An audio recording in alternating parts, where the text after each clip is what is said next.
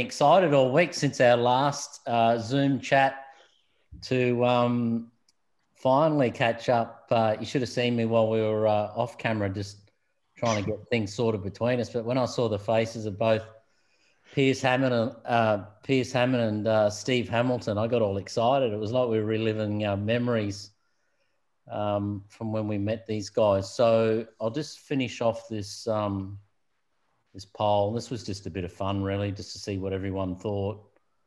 There'll be more people coming, but I'll end it there, and I'll share the results. So there's the results. Would you ride around the world? Yes, no, worried about certain countries. I put that there because that's what I was thinking. There's probably a couple we could talk about, Daryl, that most people would be worried about, and we can give you a very different view about that. I know, and you did when we caught up. It was extraordinary. What bike capacity would you choose? Again, we spoke about this when we met these guys and went across the desert together. I just ran it out, so we weren't in any specific category, but interesting, everyone over 1,000. So the boys will talk a bit about that tonight as well and relive some memories in difficult situations, I'm sure, where they wish they had maybe a 450. Yeah. So what do you think it would cost for a year away, minus the price of your bike? Bloody hell, that's an expansive question, Darren. So what did I have there? I had up to 10 grand, 10 to 20 grand, 40% chose, 30 to 50 grand, 50% people chose. So you got to remember these boys are on good money. It's all pounds, or a lot more than we're on, the poor Aussie dollar. We could probably give you left and right of arc of that, Happy to tell you about what was spent, but there were a lot of people doing it on a fraction of what we were able to, use, and life savings and the like. So we can talk about that. Yeah. Have you ridden across the Simpson Desert? 20% said yes. 80% said no. So there we go. All right. Thank you, everyone. Okay, quick snapshot. So Scott McLean, who drives my truck, he and myself were, when was it, boys? 4 years ago now? It's 4 years? April, May 2017. 2017, yeah. Yeah. So we were, Scooter and I were in our truck, and we were delivering some stuff from Birdsville around to Alice Springs. And we'd been around to Birdsville, and we were on our way back to Alice Springs to drop some stuff off for a tour.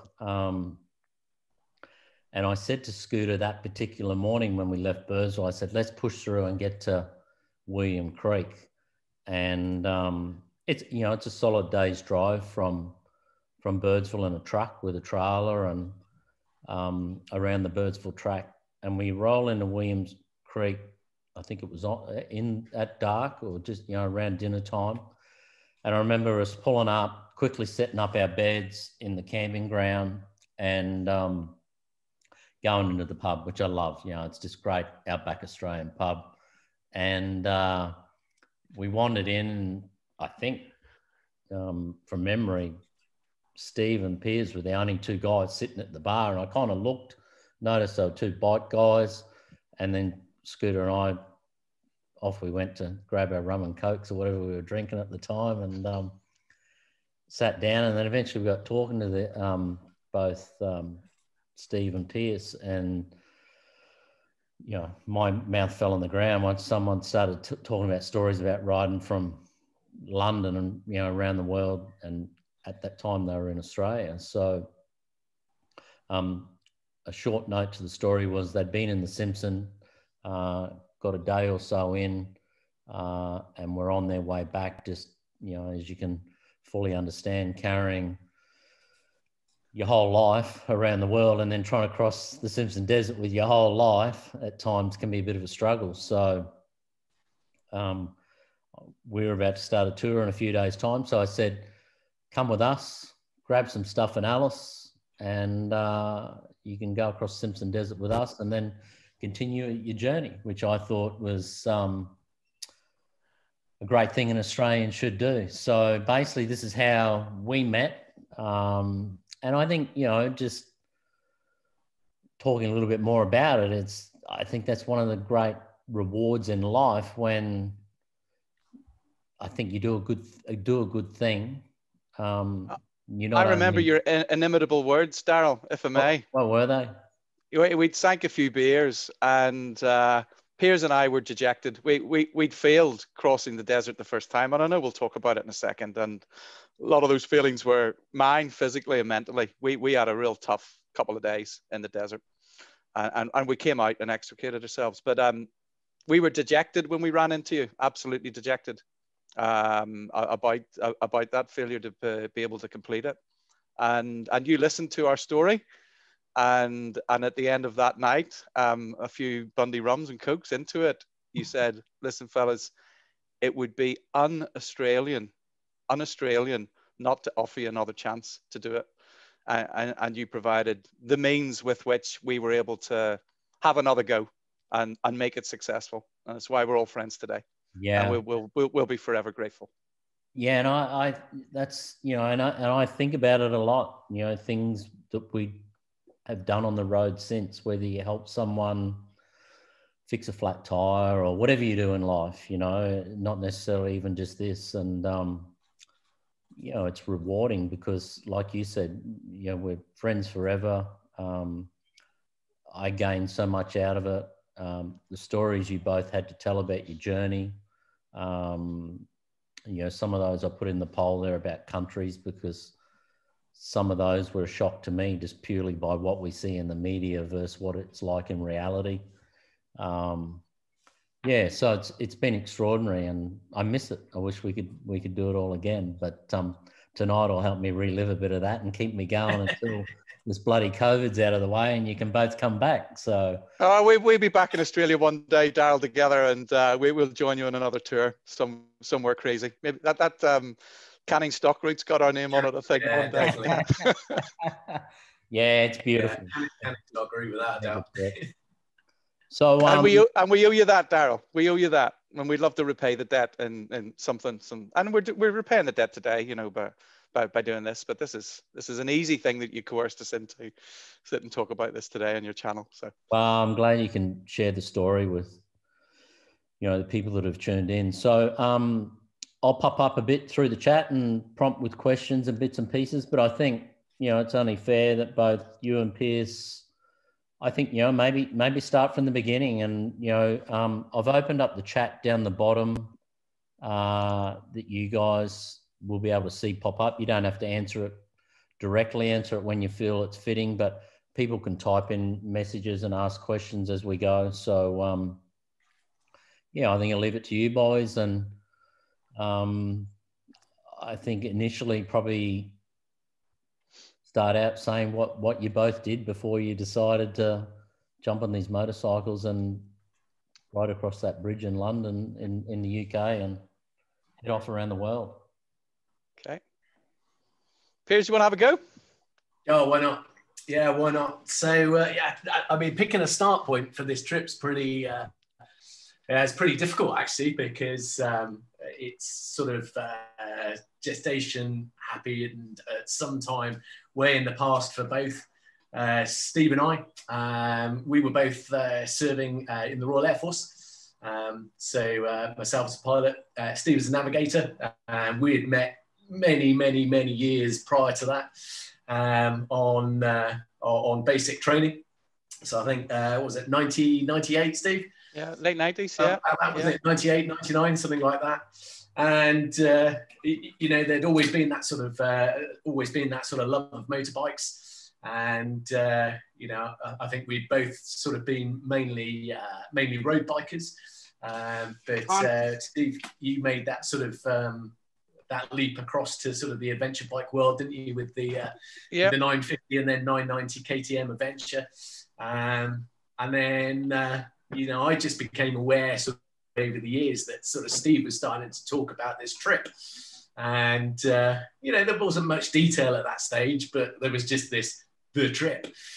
And, you know, and that definitely sort of, you know, piqued my ears. And you know, I'd always wanted to do a big trip for other reasons, and you know, I don't think I was ever quite sure how I was going to do it. And then when you started talking about doing it on a motorbike, you know, to me that brought, you know, sort of two and two together, and the answer was 4. And I remember sort of very clearly the day that you had bought your 690 Enduro, and I'd gone up to stay with Steve. He was actually away that day. He was coming back that night. And you stole it from what I remember from my garage, Piers. He said, "Oh, you know, the keys are there. Just take it for a ride." And so I found a byway nearby, just outside Southport, and took it for a spin down some green lanes. And at that stage, I was hooked. And so I bought my bike then about 3 months later, and kind of elbowed my way in on your trip. No, it wasn't that at all. Can I give my perspective, Piers, if you don't mind? Yeah. Yeah, knock yourself out, mate. It probably helps, Daryl, just for the audience to, you know Piers and I well. We're very different characters. We're bloody close friends. And by close friends, I mean, we spent a career where we trusted each other with our lives, you know, sat beside each other. So of this relationship, I'm godfather to Piers' youngest boy, Magnus, by the way. So we're close. Piers is the ops director of this pairing. And the trip happened because Piers came on board with it. Because I'd still be talking about it, and you and I would never have met, Daryl, if Piers hadn't come on board. And that largely comes with the different roles that we did in the Air Force, although very similar. We sat with each other inside a military aircraft side by side. Piers is a captain and the pilot of that aircraft, and a natural leader of men. I was a left-hand seat navigator, which is a supporting role. And I've been in a professional supporting role all my life. And it's a bit like, Daryl, you and Scooter in that truck, you know. There's a leader of this gang, and it's you, and you've got your right-hand supporting man that I know you trust with your life, with Scooter, and a very similar relationship Piers and I have. So that's what I was always a great ideas man, you know, talked about this, and people have reminded me I was talking about this all the way through the early 2000s. I don't even remember doing it, but those ideas were forming. And I wanted to get off the public roads because I was racing around on Honda Fireblades and Gixxers at the time. And it was going to end, like most guys in their early 30s, you know, with my life and my license, one of the two.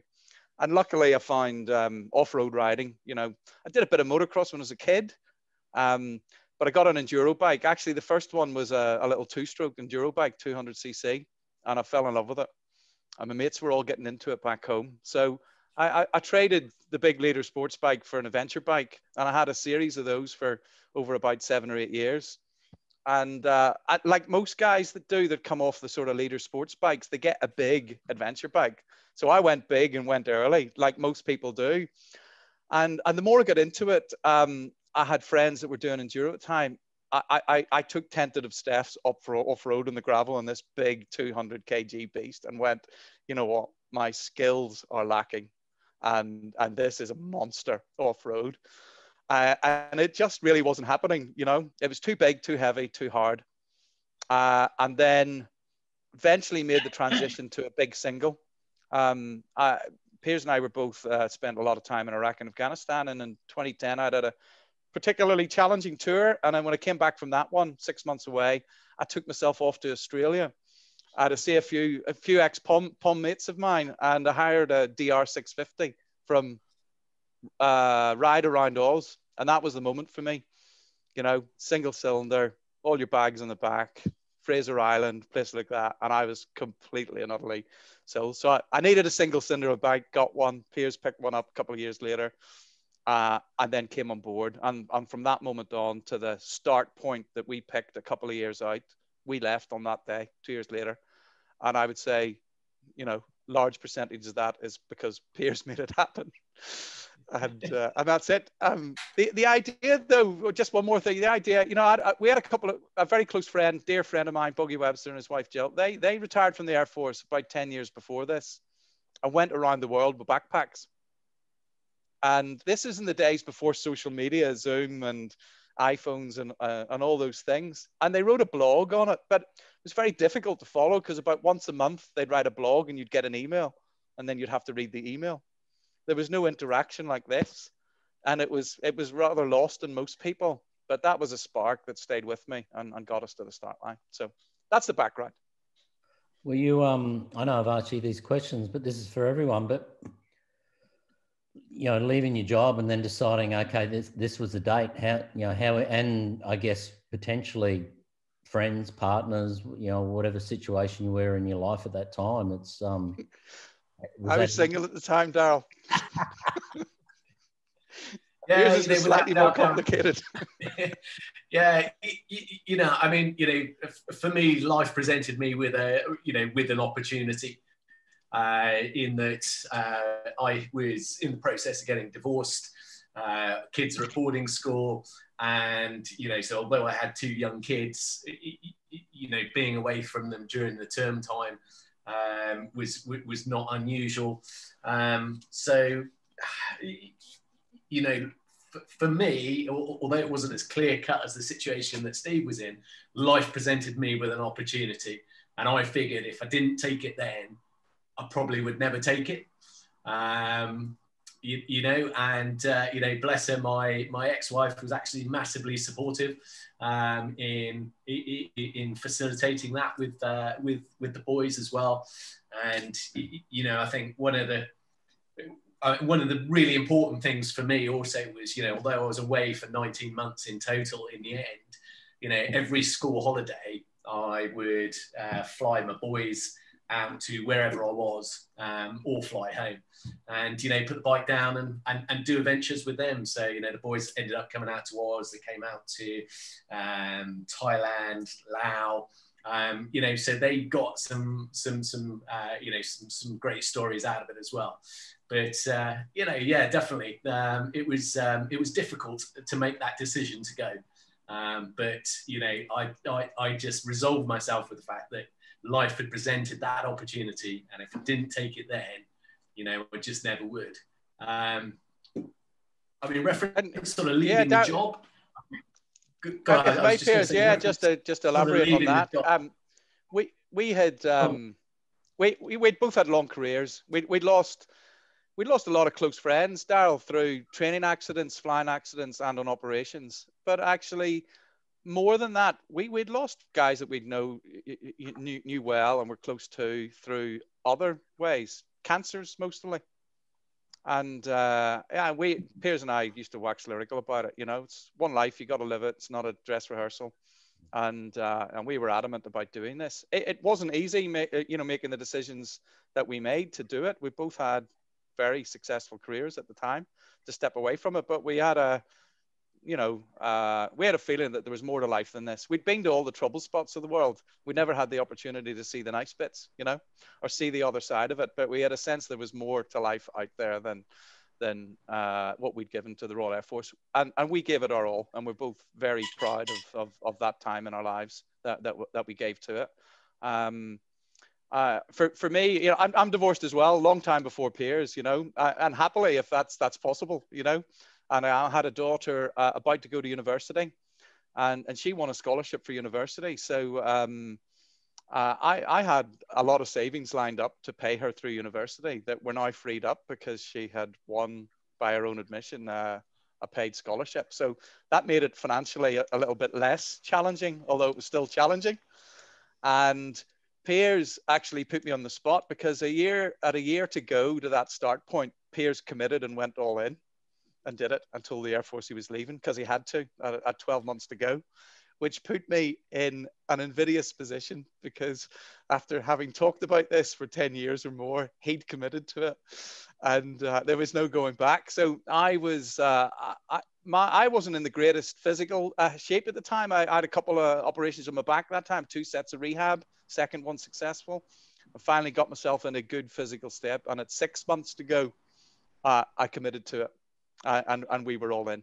Daughter was safely at university, and then that next 6 months from that to the start point was just crazy, and probably the most pressure and stress we've put ourselves under ever to get to the start line. And we always say, since a lot of people talk about the big trip, you know, we got to the start line because Piers got us to the start line and got over, you know, he committed to something. A lot of people talk about it, don't ever achieve it, and there'll be a few in this call. And anyone that talks about the big trip gets to the start line and takes one step across it and rolls at one wheel across that start line is successful in my book, no matter how far they get. Yeah. Hell of a thing to do. Yeah, without doubt, the most difficult thing about a trip like this is getting to the start. Doing it's easy. Yeah. And I guess, you know, these Zoom calls that I've been doing the last sort of month or so, we've covered. Especially, you know, in the run up to the departure date, and we were having real issues with visas, and especially Iran and stuff like that. You know, we sort of sat, I can remember sitting there in the kitchen and going, right, do we delay a week? You know, do we delay, 14 days just to give ourselves the breathing space? And, you know, Steve was like, absolutely no way. You know, this is the date we've now committed to. You know, if we try and line up everything and get everything perfect before we leave, you know, we'll never leave. And he was absolutely right, you know. And so, sure enough, when the allotted day came, we crossed the bridge and set off. You know, although the lesser known story is, of course, we then both rode home that night to finish off a couple of last bits of admin and then properly set off the day after.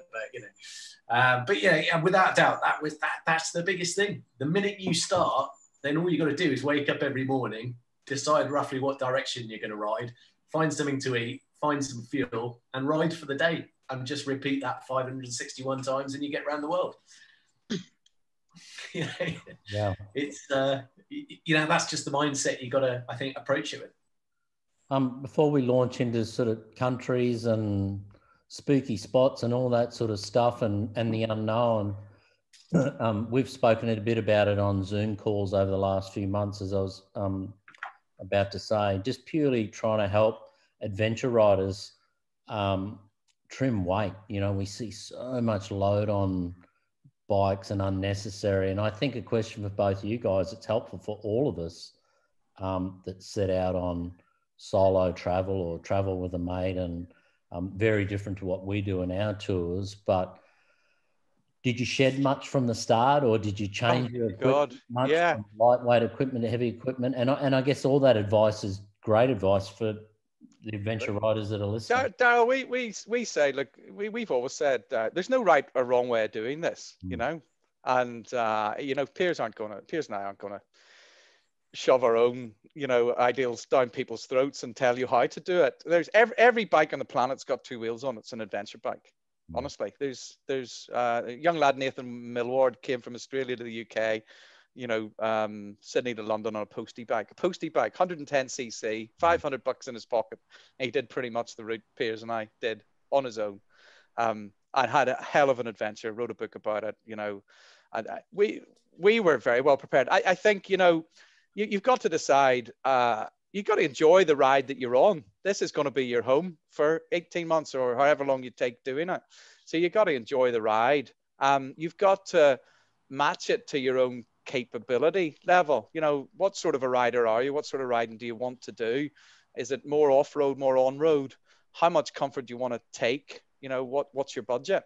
And when you boil all those questions up, you'll end up in a sort of, you know, a narrow group of or bikes or way to do it. And Piers and I ended up in that space, you know, 600-700cc, lightweight as possible. But I think we set off on day one at about 250 kilograms.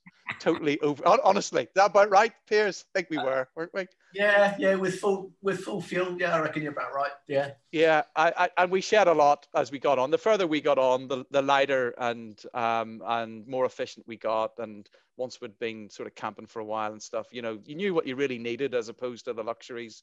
We ditched them. By the time we got to the Simpson Desert, I think the bikes were a good bit lighter, and they needed to be, because we needed to carry a lot of water and fuel across, and we were back up at 250 again, I think, you know, starting that off, and it was tough doing it that way. So yeah, no right or wrong answer, right, whatever, but lighter is better, always. Yeah.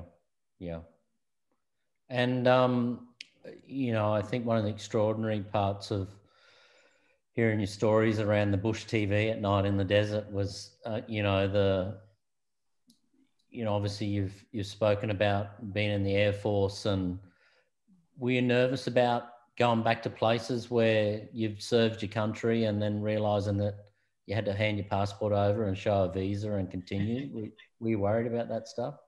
Yeah, without a doubt. Yes. You know, Steve's already like commented on the fact that, you know, we, without a doubt, because of what we had seen on operations over the last 15 years of our service, you know, we had a fairly jaundiced view of the world.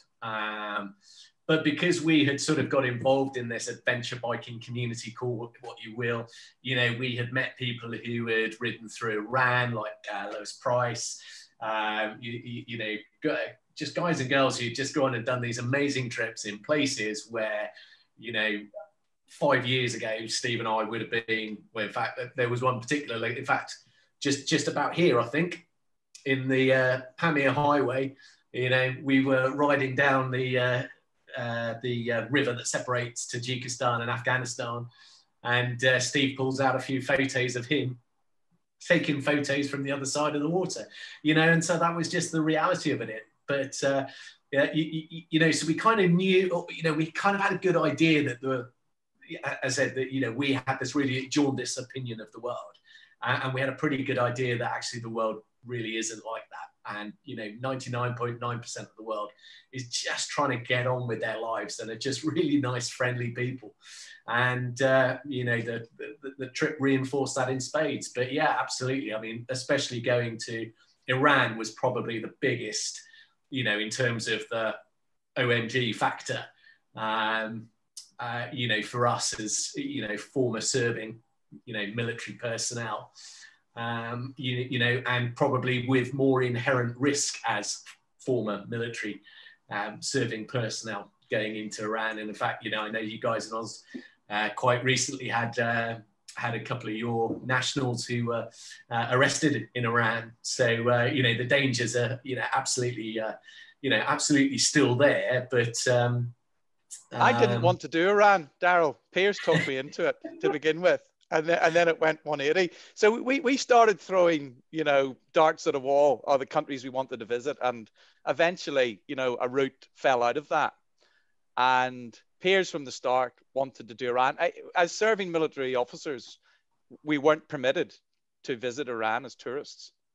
So we had to wait until we retired to be able to do that. So Piers kept going on about Iran, and I kept shaking my head going, like, I don't mind a bit of risk, but, you know, stupid risk, no. And he softened me up over the time. And before I knew it, you know, we were applying for visas and that sort of thing. And I was playing along with it. And when we set off on the journey, we still didn't have the visas secured. And we were looking at alternate routes around that part of the world.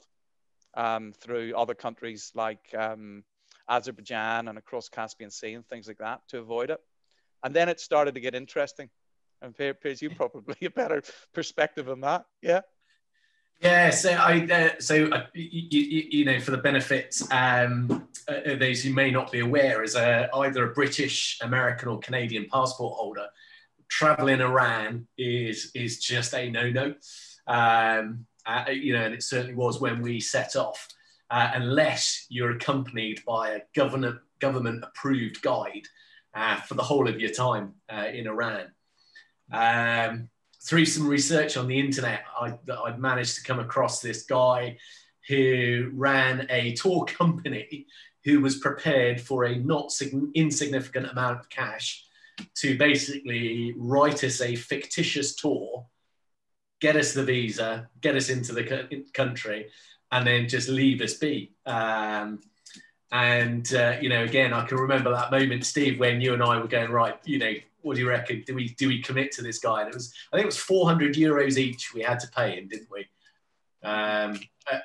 Just for his sort of fixing services. So, you know, in the end, I think we just sort of said, well, you know, in for a penny, in for a pound. Hit send, sent him the money, and then you know, pretty much it all went quiet, didn't it? And then we got to the point of departure, and we still didn't have, you know, any sort of form of feedback. There was elections going on in Iran at the time, I seem to remember, just before we left. And eventually we got an answer back saying, oh, you know, it's all delayed because of the elections. We had decided clearly to be very upfront and honest about what we were doing as careers. So we then got a request to submit very detailed military CVs to the Iranian authorities. You know, in the end, we set off on the trip with no Iranian visas, and trekked down through Europe, got ourselves into Turkey. And by this stage, it was getting to the stage, you know, as Steve has said, that, you know, we really needed to get into Iran because we had also stacked up a number of visas. So getting through Central Asia is probably the most difficult in terms of visas. And we had stacked up a whole load of visas for the countries after Iran. And we were getting to the stage where if we didn't get in, we were going to lose all these other subsequent visas as well. So, so eventually, about halfway through our stay in Turkey, I think we'd just been down on the south coast of Turkey, riding back towards Ankara. And we finally got a message from this guy saying, right, your letter, say basically before you can even get a visa, you have to apply for the right to apply for a visa, if that makes sense. Just wonderful bureaucracy. And so this is what this guy was doing. He emailed us and said, right, I've got your letter of invitation, so you can now go to the embassy in London and pick up your visa. And of course, we're like, mate, no. We said Ankara in Turkey. So we then spent sort of the next 6 hours looking at flights to get back to London, you know, all sorts of stuff. And again, you know, this is where, you know, Steve and I sort of complement each other, is that, you know, I was trying to do everything by the book, and Prodster said, well, you know, why don't we just rock up to the Iranian embassy in Ankara tomorrow and see what happens? And I think in the end, you managed to get hold of a phone call to someone. Yeah, that's right. And teed it up, and then, you know, the following morning we rocked up at the Iranian embassy in Ankara, you know, basically expecting to be told to go back to London to pick up these visas. And this guy was just awesome, sorted us all out. I think later that day, he then got us to come back with our with our passports and more money, obviously. I think it was then about another 150 euros each. And then we got back to the embassy. It was like, no, now you leave your passport here. And it's, you know, again, it's another one of those moments, you know, do I really want to hand over my passport? You know, but again, fortune favors the brave. And I think I've got the photo actually here somewhere. See if I can just dig it out. But yeah, that evening, basically, we got 2 passports stamped up with Iranian visas and permission to enter the country, which was and pretty it was just exciting. a little bit of human interaction, Daryl, you know, over a phone call and meeting someone on the other line for this guy to help us. And he wanted to help us. Like the same, you can make an assessment of someone in the first 5 or 30 seconds of whether they're a decent person and you want to help them or not. And you'll have done that when you met Piers and I that night in the pub, Daryl. You'll have made an initial assessment, and then a few rum and cokes down the line, decided, you know, you obviously decided we deserved an opportunity to have another go at the Simpson. But we did that all the way through our trip. You become very highly attuned at being able to assess and judge situations and people. And we didn't have that before. We had it rudimentary, but you learn to trust your instincts on a trip like this, and you become very good at it, you know, after you have thousands of interaction, and you're rarely let down. Your instincts rarely fail you. And it's disappointing when that does happen. But yeah, I think I got a photo. So we were committed to go into Iran at that stage with visas in the books, and we were both going, oh my God. And is the facial growth coming on for a reason of where you're heading, or is that yeah, it's exactly that, Daryl. So yeah, no, you know, I mean, we had, you know, at that stage, you know, Steve and I done God knows how many tours in Afghanistan, and the big thing in, you know, Afghanistan was the fact that you know, facial hair brought you respect with the locals and stuff like that. So, you know, we had this sort of crazy notion that to be expected and to blend in, you know, we needed to have these big, massive, bushy, you know, crazy beards. And, you know, the reality of it is, with the benefit of hindsight, it turned out to be utterly hilarious and utterly pointless. In fact, I've got another cracking photo here I'll share with you, which is me crossing the Pakistan border. So, I mean, just the notion that I thought I was somehow blending in with this, you know, 200 kilo bright white KTM rally bike, just because I'd grown a beard and wore a pockle, was quite hilarious. But, you know, it kind of showed willing, but it was completely unnecessary in any of the countries that we thought it was. The only benefit really was not having to shave every morning. And how did you find Iran in after all that? Iran was highlighted, one of the highlights of the trip, that in Pakistan. Daryl, the people there were truly amazing. You have to remember, the Shah of Iran was an ally of the UK not that long before, you know, just a generation before. The young people were Western in their outlook. The hijab wasn't being worn by all the young people, you know, as routinely and as you may think. We were passed from family to family to family, looked after, giving safe food, lodgings, security, all the way around Iran. They were wonderful people. They spoke English very well.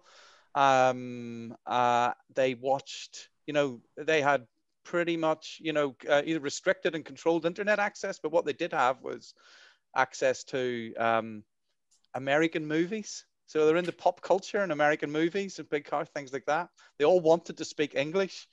We were certainly the first British English-speaking tourists 99% of them had ever met or talked to. We were, you know, we were rock stars in Iran, Daryl. Remember it fondly. Never forget it. Absolutely. I mean, for me, I think we first got a sense, you know, because obviously just in terms of the route, you know, we left the UK. We spent probably a good 3 weeks in sort of Western Europe and you know, at that stage, it just felt like a sort of a bit of a boys' holiday.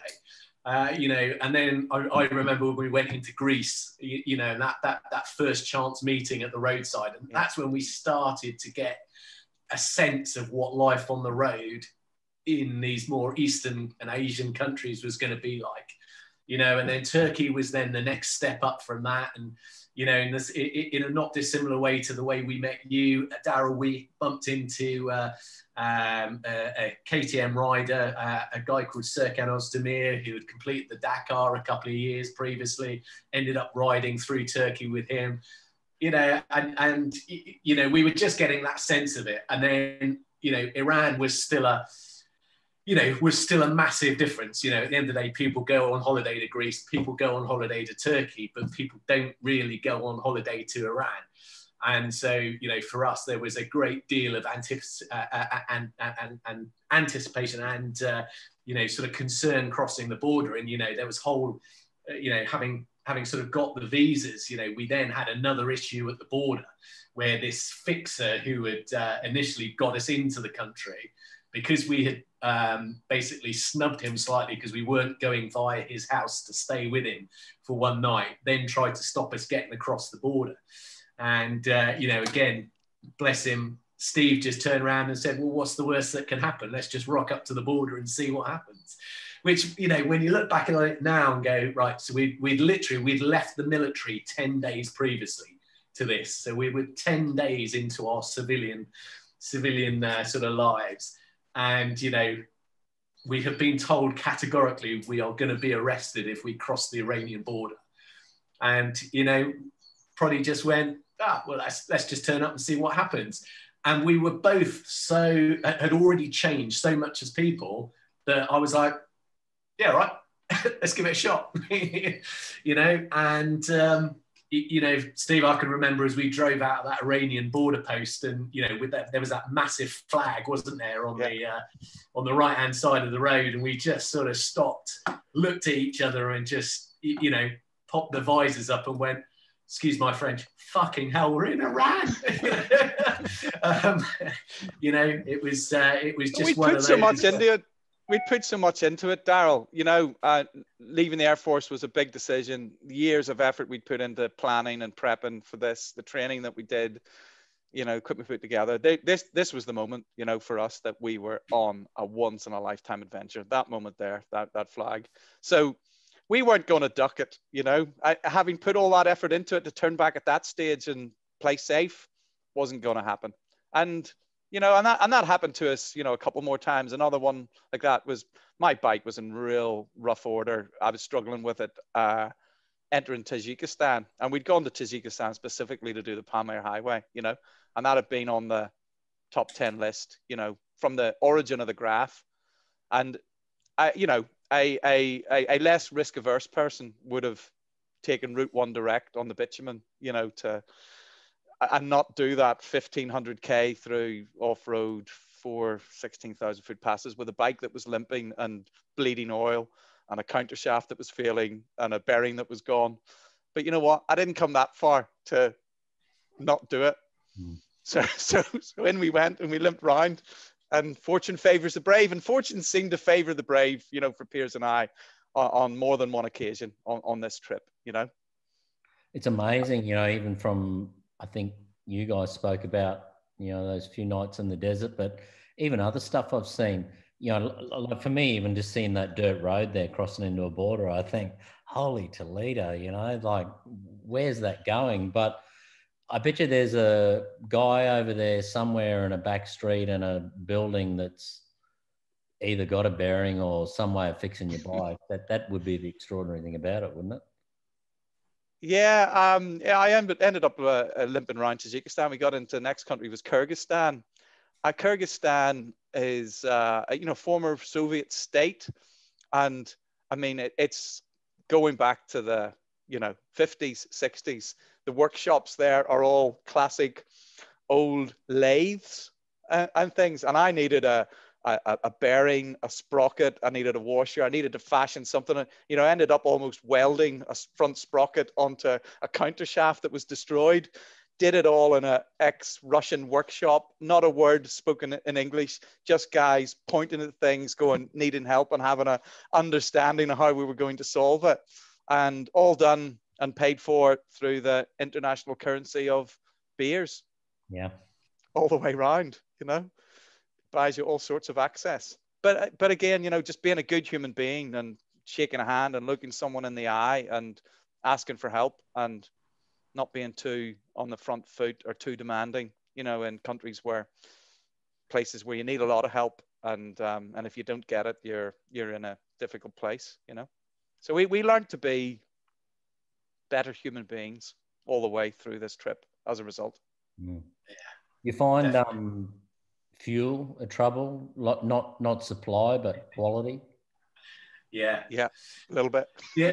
So again, it comes back to Iran. I mean, Iran is probably was the genesis of so many different stories. But Iran was the first country that we rocked up into, which, with the benefit of hindsight, the fuel was appallingly bad. But because we'd just come out of Greece and Turkey at that stage, where you could rock up and get 95 octane wherever you wanted, we didn't really give it a second thought. The benefit of hindsight, we were probably running sort of mid-70 octane fuel throughout Iran, and then through most of Central Asia. And one of, unfortunately, the failings of the KTM 690 Enduro is it's a really high compression engine. And, I can remember very vividly the exact moment the first bit of metal was basically blown off the side of my piston. I didn't know that at the time, but it happened about 2 weeks into Iran. It was when probably we rode into the dash steer conveyor and bizarrely ran into the Slovak deputy ambassador and his family in the middle of the desert, which is a whole different story. It was the only beer that we had in the whole of Iran, but it was just amazing. But, you know, with the benefit of hindsight, that was the start of my piston starting to break up. And, you know, we then had another issue, in fact, probably the longest day that we had on the road in Uzbekistan, which by this stage we were getting more savvy to the fact that the fuel wasn't all good quality, and we just managed to find probably the only sort of 85 octane in country, which was deemed to be, you know, that was for the posh people in Uzbekistan. And we were then setting off on quite a long day across the desert, a tarmac road through the desert, but between two cities. And about halfway along that, all of a sudden my fuel light came on, having just put 32 litres into both of our bikes. And in the time it took me to go, oh, that's not right, you know, the engine stopped. And basically I'd worn through a fuel line, and it had just dumped that 32 litres of fuel all over the desert. So ended up repairing that. Probably had about 30 litres left. So we split that 50-50, ended up getting fuel out of some plastic bottle at the bottom of a TV mast that someone said, you know, there's definitely fuel there. Thought nothing else could go wrong that night. And then literally we were about an hour to our destination, having been on the road for about 20 hours that day. Pitch black dark, absolutely knackered, and my bike just died again. And again, with the benefit of hindsight, what it was another bit of piston blowing off, and it smashed into the spark plug, closed the gap on the spark plug, which eventually we managed to diagnose. But, you know, whilst I'm critical of the engine sort of starting, you know, because it was high compression and starting to break down, you know, actually that KTM engine got me about 5,000 miles from the center of Iran, with bits breaking off the piston all the way to India. And that's where I replaced it. And I remember when I dropped the piston, you know, when we dropped the piston out, it was, you know, there were proper big chunks blown out of it. And, you know, that's just a result of poor fuel. But there's, you know, there's nothing you can do. So you know, we had pre-filters, you know, in the fuel pumps. Daryl, we had after the fuel pump, we had 10 micron filters as well. A lot of guys use now, you know, a little sock, you know, when you're pouring in the fuel in the tank, you know, and we had been doing that too.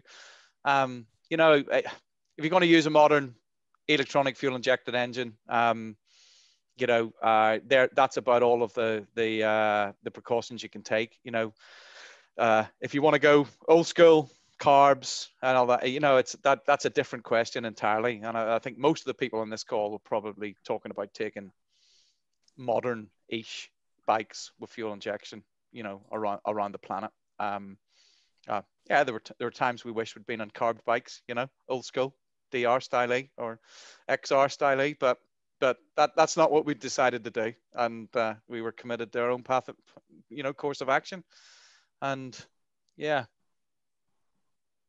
When you, you know, that part of Iran and then moving on and then through, I guess, more where you spent your time serving your country, did you know, again, and it left my mouth open, you know, just the stories. But again, Pakistan and places like that, you know, where we see the news here, and both you said the same. Yeah, we extraordinary great people. You know, Tajikistan, you know, like Piers has said, you know, the Panj River is the border between Tajikistan and Afghanistan. And when we reached the river, I had been on an operation about 10 years before on the other side of the bank of that river and landed there. And I had the photographs with me tucked away. One of the missions I'd been on, I wanted to get as close to that place as I could again, but on the other side of the river and legally. And I achieved that. It was a hell of a moment. Pakistan, yeah, we went through the western part of China to get to the top of the Karakoram Highway, and that's us crossing at China Gate from western part of China into the top of the Karakoram Highway. The Karakoram Highway is on every adventure rider's bucket list. It had been on mine for years. We wanted to ride it. It goes through, you know, a very remote region of northwestern Pakistan. And up until the summer of 2016, it had been a dirt road. And when we got there later that year, the tarmac had literally just reached China Gate. And Pakistani families were spending that summer getting into their cars and driving the length of it to the border with China. And we crossed into Pakistan, nervous again, about as nervous as we were crossing into Iran. And we were, for the second time in this journey, swamped with hospitality and rock star status again. And we couldn't believe it. We spent hours there. Everyone wanted photographs. Piers ended up with a hat, a glove, a coat. In fact, you've got a better story about some of the stuff that you got as gifts at China Gate in Pakistan, Piers. You know, it was just fabulous. I mean, China was a bit of an emotional ride. It was very expensive. So in China, it's a mandated guide to get through China, and I think for our 4-day crossing, it cost us about $1,500 US each, and then hotels and stuff on top of that. You know, there was no option to camp that much. And, you know, China was probably the one country, I don't know about you, Steve, but it certainly left me feeling a little bit empty. You know, just the people there really reserved, really standoffish. You know, by this time, you know, we're really trying to engage with people. And, you know, they just weren't interested in just talking, which was a real shame. And, but the ride up to the Kunjara Pass, the border into Pakistan, was just spectacular. And literally the last act as we left China was this border guard, you know, gruffly sort of jabbed you in the chest, demanded your passport, looked at it, threw it back at you, and you just went, awesome. Rolled the bikes 10 meters forward to cross over into Pakistan. And the first thing that my first memory was being met by this guy, Pakistani Frontier Corps uniform. So sort of black, AK sort of slung over his shoulder, you know, exactly the sort of images that all time through our time in the military, we had sort of grown to be really fearful of. And this guy was like, "Hey, welcome to Pakistan. Is there any chance I can just check out your passport?" You know, and it was just incredible. And then, as Steve's alluded to, so this was height of the monsoon in southern Pakistan. So a lot of the well-to-do families in Pakistan, they all come up to the northern areas where it's much cooler to escape the monsoon. And one of the day trips they do is up to the Kunjara Pass. And so as we crossed the border, there must have been, I don't know, 300-400 tourists. You know, say Pakistani families on a day excursion out to the highest border crossing in the world and the highest cash point in the world, I think, as well, if I remember rightly. And so we were just mobbed in a super friendly way, and people just wanted to know who we are, what we were doing. And it also turned out that, and I'm sure the Aussies will appreciate this, that the day previous, Pakistan had beaten England at Lord's in the cricket for the first time in 25 years. So they thought all their Christmases had come at once because they had an English bloke to speak to about cricket and tell them, you know, tell me how wonderful Pakistan were beating them at Lord's. And it was just amazing. These guys were giving us gifts. I mean, there was one young family there, one young lad with his family who'd come up from Karachi, you know, Karachi, South Coast. This guy's used to living in sort of 30, 35 degrees. And up at the top of the Kunjara Pass, it was snowing. It was probably about 1 or 2 degrees. And he has literally just got the Shalwar Kameez shirt on, a pair of shorts and this blanket wrapped around him. Steve and I are there, you know, full Gore-Tex, you know, merino wool underwear, you know, as roasty as can be. And this guy was not taking no for an answer when he presented this blanket to me and said, no, this is a gift. This is a gift. Welcome to my country. You're a guest here. You're a traveler. You know, if you get down to Karachi, please come and see us. You know, where are you going? Can I put you in touch with some friends in Lahore? Or and really, from that moment on, you know, that's just how Pakistan was all the way through. And Steve, I know you've got some amazing stories, because Pakistan was one of the first places where Steve and I ended up going in slightly different directions, which was always, you know, which was always a bit of a plan from the start, because there was a particular event I wanted to go and see up in the Hindu Kush, which wasn't too much of an interest to Steve. Plus, also his bike was failing massively. And, you know, so actually that was one of the first times we ended up riding solo. And again, you know, the hospitality we had was amazing. And Steve, I know you've got a great story about what happened to you on that ride down to Islamabad. Yeah, you know, so we went solo. My bike, I was just trying to limp it to Lahore, get across into India and get to Delhi, where we had flights booked a few weeks later to come home to the UK, take a break from it all. And we'd booked them 6 months before.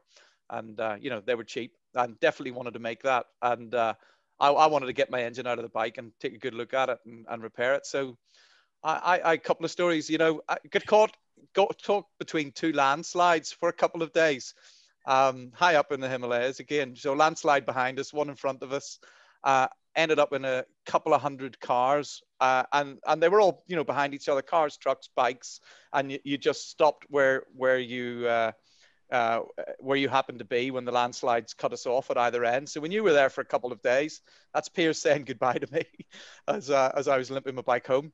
And over the next 24 hours in Pakistan, the assembled mass in that cavalcade of cars and trucks and bikes, from donkeys and carts to bikers like me, to people in trucks, to people with wealthy people, poor people, they sorted themselves out into caste order effectively.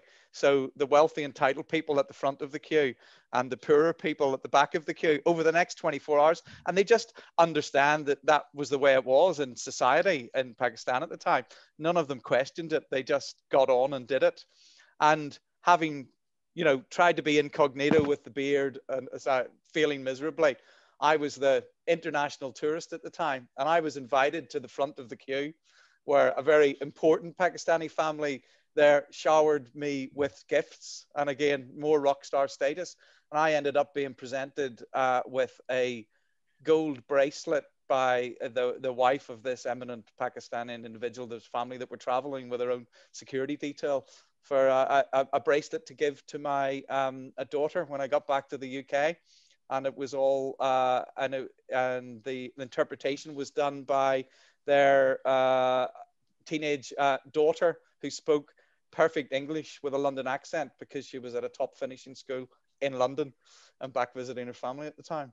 Just incredible stories. But that went on. We were handed from family to family to family, safe passage all of the way through Pakistan, from we crossed the border till we left.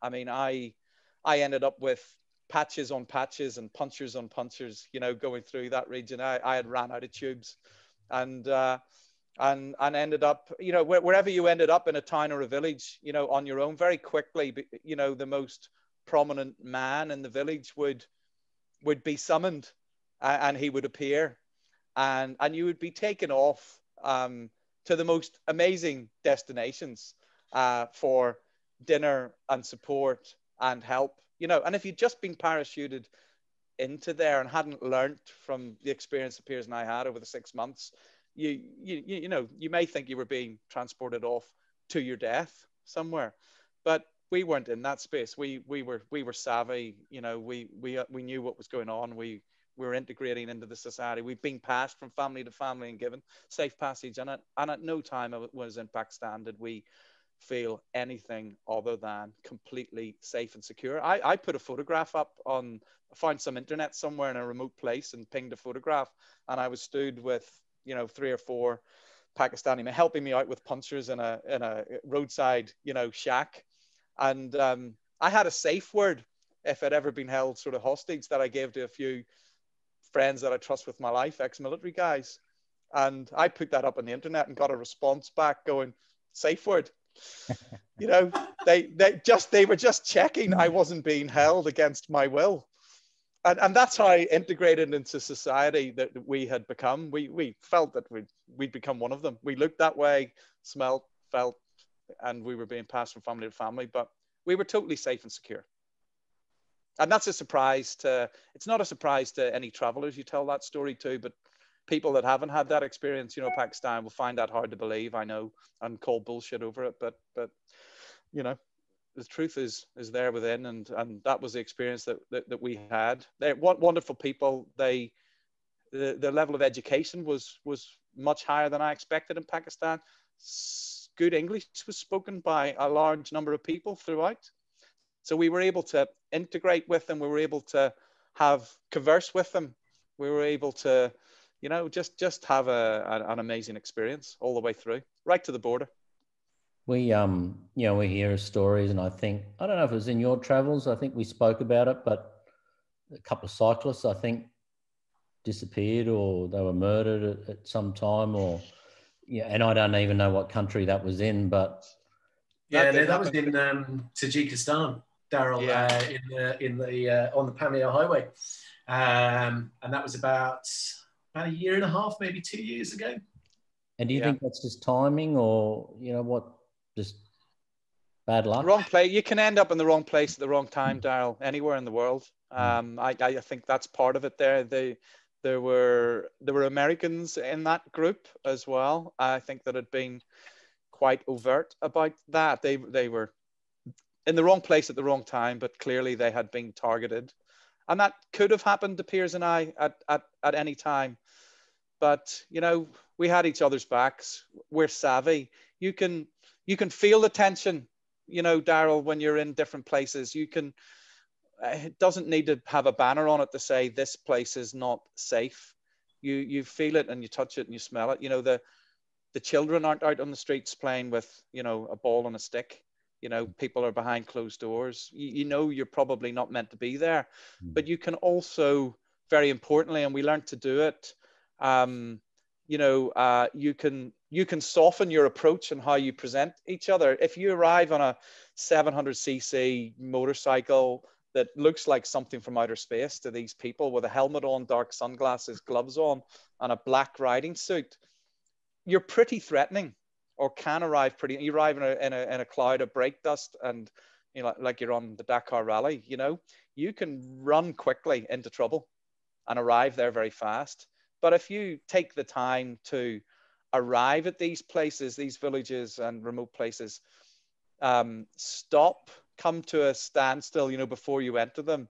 Present yourself as non-threatening and subservient. Take your helmet off for a little while. Take your sunglasses off. Take your gloves off, because thrusting your hand out and shaking the hand of someone is a gesture that's very hard to turn down, even if you don't like the person. Someone thrusts their hand towards you to shake it.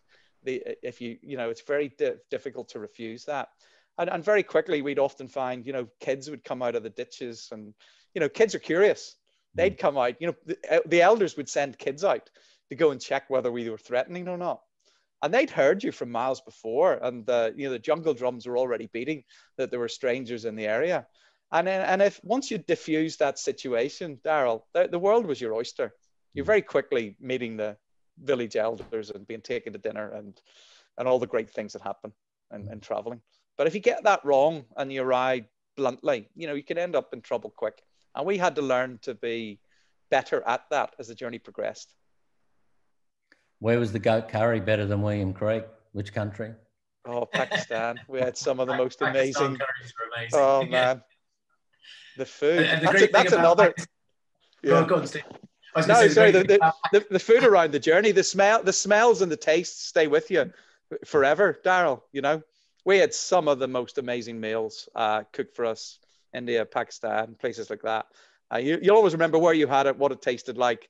I mean, when you're so like Piers and I travel in a remote place like that, and you are a very honored guest. I mean, these people are going out and killing a goat, quite literally. And that's not a joke. And that happened to us on a number of times. I mean, they're putting an enormous amount of time, effort, you know, and their livelihoods into hosting you. Yeah. Never forget it. Yeah. And then we never got the goat's head, did we? No, we never got the goat's head or the eyeball. You know, quite disappointed by that, but it never quite happened. So where did you two meet back up again? Then into Asia, or? Yeah, Delhi in India. Yeah. And by that stage, Piers's bike was coughing and spluttering to a halt as well. So we limped into Delhi, and we pulled the engines of both. And rather than fix them there, we stuck them both in a box and brought them home with us. And we rebuilt them in the UK and brought them back. Now that sounds simple, Daryl, but the most bureaucratic country in the world is India. And so they took bureaucracy that the British had invented, and then they added about 10 layers to it. and everybody has a job. And I couldn't even describe you the weeks and weeks of bureaucracy it took. You know, putting our engines back in the bike was an afternoon's work. There was 10 days prior to that getting the engines back. That was only bettered once in my time around the world, Dal, for levels of bureaucracy. And do you know where that was? Arriving in Sydney in Australia. On a public holiday weekend and trying to get my bike out of customs. I kid you not. Yeah. What about capacity in India? Were they big bikes for India or not? Huge. Yeah. Yeah. Everyone's on little 125cc or less, you know, Bajaj, you know, bikes. Again, we look like giants. We literally were. Piers is 6'2" or 3, and quite often got stopped at the side of the road for Indians to take photographs of him. They had never seen someone so tall. Yeah, just keep talking, Steve. I've got a good photo of that somewhere. Yeah, sorry, what was the question, Daryl? Oh no, I just think, you know, to go through where you've come through and then arrive into India, just that. India was crazy. You know, India was a tale of two halves for us. The first half, we just didn't get it, Daryl. It was too much mayhem. Even for us, and we traveled through Central Asia at the time. There's a billion people on the street, all fighting for part of it. We blundered our way through India for the first half, and we never got it. And we didn't like it. And then in the second half, we'd taken a break and we came back, and we began to get a sense of the place, you know. And actually, right at the very end, we met a wonderful lady at a park in the high northeast, and before we were crossing into Myanmar, Burma, and we were telling that story, and she explained in her most inimitable style what we'd got wrong and how we'd approached it wrong, and told us things that if we'd learnt on the first day about Indian culture and customs that we didn't just have understand completely, or in fact we understood completely wrongly, our journey through India could have been much more memorable. So we got it by the time we left, and I always feel India deserves another attempt, you know, another go look see, having learned from that experience. But it was just difficult. So there's Piers the giant. No, that was China, Piers. This wasn't India. Where was this? No, in fact, that was Cambodia. But yeah, no, that was fairly stock. Yeah. Yeah. No, which way did you come I think for India, exactly as Steve says, you know, I mean, so by that stage, I was following behind by about 2 weeks at that stage, and I remember, you know, my last night in Pakistan was in Lahore. I went to the Wagah border ceremony, which is quite famous, where the Indian and Pakistani army face off against each other. They do it ceremonially every night. If you go onto YouTube, there's some hilarious videos, but it's a massive thing, and it's just so incredible, all this hospitality. And then I remember riding, you know, across the border into India, and you know, the first night just being quite deflated, actually, because India was one of those places that I really wanted to travel to for years and years and years and years. And I think because I'd put it on such a pedestal, and because Pakistan had been such an amazing country, You know, I found it really disappointing until, as you know, as Steve says, the second part where we got out into the east of the country. And again, it's those places where the Foreign and Commonwealth Office say don't go. You know, so Manipur and all around Imphal, and you know, sort of legendary names of Second World War battles. And but again, as soon as we got there, we just had this same incredibly friendly welcome in those areas. But the central part and western part of India was just utter bedlam. I read the book Shantaram after India, and you know, I'm sure you've come across it. If not, I thoroughly recommend it as a book written by an Aussie, I believe. Shantaram, but it explains so clearly what's actually going on, that with the benefit of hindsight, reading through that book, there were so many phrases and so many little stories in that book that I just went, now that makes so much more sense. You know, just their default setting, and I don't know if it's linked in any way to sort of the colonial history, but their default setting was to say whatever it is you wanted to hear, or what they perceived you wanted to hear. So I remember the number of times that we would go to a fuel station and go, you know, is this 92 octane fuel? And they go, yes, sir. And no, are you sure this is 92 octane fuel? Yes, sir. Of course it is, sir. You know, and you know, there's a big sign on it that said 80. No, it's 92, you know, because they wanted to say whatever it is you wanted to hear. And it took us a long time to key into that, because I think the culture was so different to the rest of Asia, which is obviously majority Muslim. So it did take us a while to sort of get our heads around India. But, you know, again, some more spectacular places, spectacular views, spectacular people. Yeah, incredible. How did you find that run down through the bottom of Asia? We went through Myanmar. We had to go guided through Myanmar. You just can't rock up and go across. You know, same sort of faff with, you know, not at the same level, but we needed to get together with a group. There was a government minder. There was someone in the car. We met a fantastic Aussie couple, and they shared the costs with us. They jumped into the vehicle that was carrying the government minder and the driver that you had to go through, escorted with through Myanmar. Some amazing World Heritage type site. The Bagan Temples is the sort of sister temple site to Angkor Wat in Cambodia that, you know, most people might be familiar with or understand, but it's completely unvisited and untouched by tourism, really, in Myanmar. And that was an absolute highlight. But the rest of it, you know, in a country that's that's controlled in that way, they're not ready for tourism. It's difficult traveling through there, and you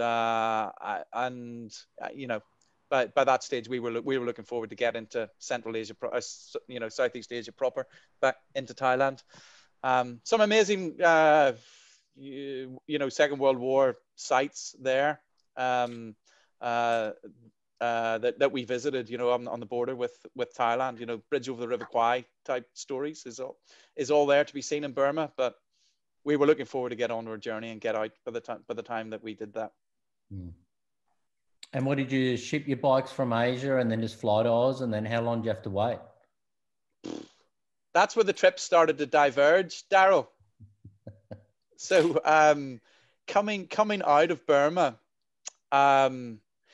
Piers and I had been on the road. How long now, Piers? 7, 8 months maybe by this stage? Yeah, because we were trying to get to Cambodia, weren't we, for Christmas? So we must have come through Burma probably mid-October, I think.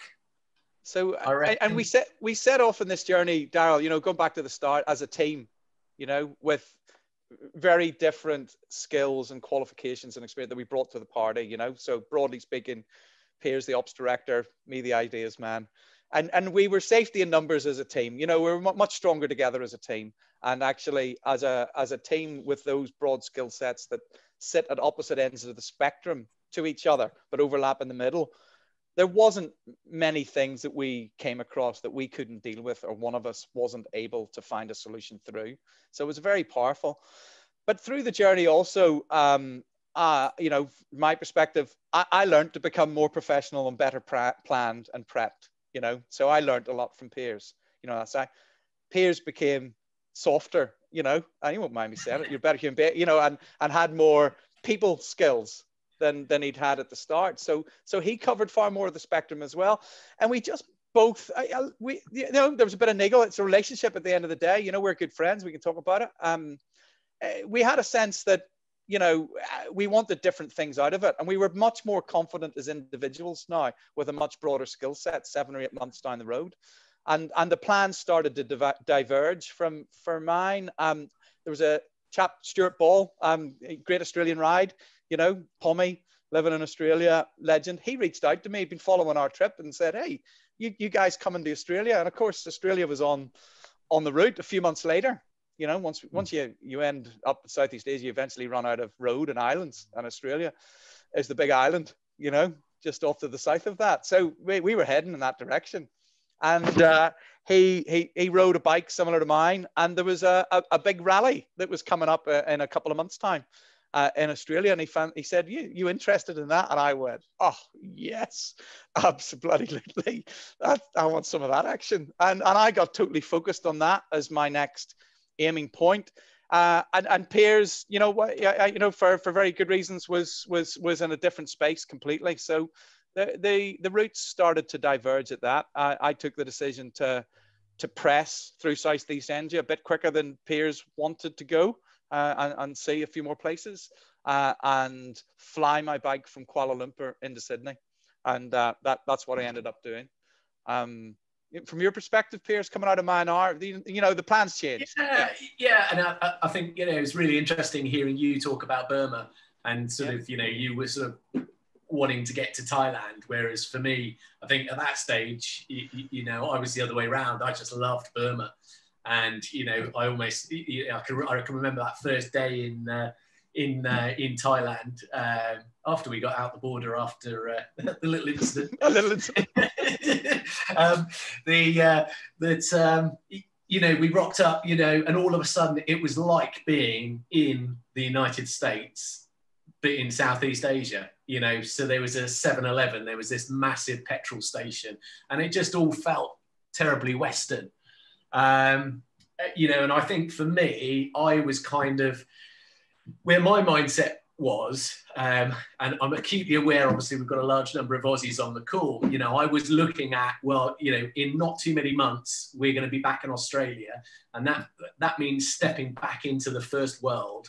You know, and all these wonderful interpersonal experiences we've had, you know, across Southeast Asia, it's just going to be like being back in Europe. Now, before I move on, the reality of it is I got into the Northern Territories, obviously separate from Steve, and boy, was that quelled instantly. I mean, just what a wonderful bunch of people. And I think Lefty's on the call, which is, it's great to see him, because, you know, there was a guy who single-handedly just was the world's greatest advert for Australia, for the outback life, and just being, you know, an awesome guy. Just say, I think I can help you out. You know, do you want to come and stay? And that was just awesome. So I think for me, you know, I didn't want that bit to end. Whereas I think, Steve, you were probably more in the space if you were kind of quite key to get back to a little bit more of a Western feel. But just picking up on the other bit that you said, Steve, and I think you hit the nail on the head. It's almost as if we were too perfect a team, in that your strengths and my strengths didn't overlap and dovetailed very nicely, such that whatever we ended ourselves up in, we had the skill set, and we were both operating absolutely in our comfort zone. And for me, with the benefit of hindsight looking back, one of the nice things about then going on to go and do, you know, the 11 months solo, and, you know, I'm sure you feel the same, was that forced me to come out of my comfort zone, the stuff that I can do well, the admin, the triv, the organization, and, you know, forced me to be the one that fronted up to the guy at the border going, dude, can you help me? And so I grew much more as a person in that second part of the trip. But that's, you know, in no way, you know,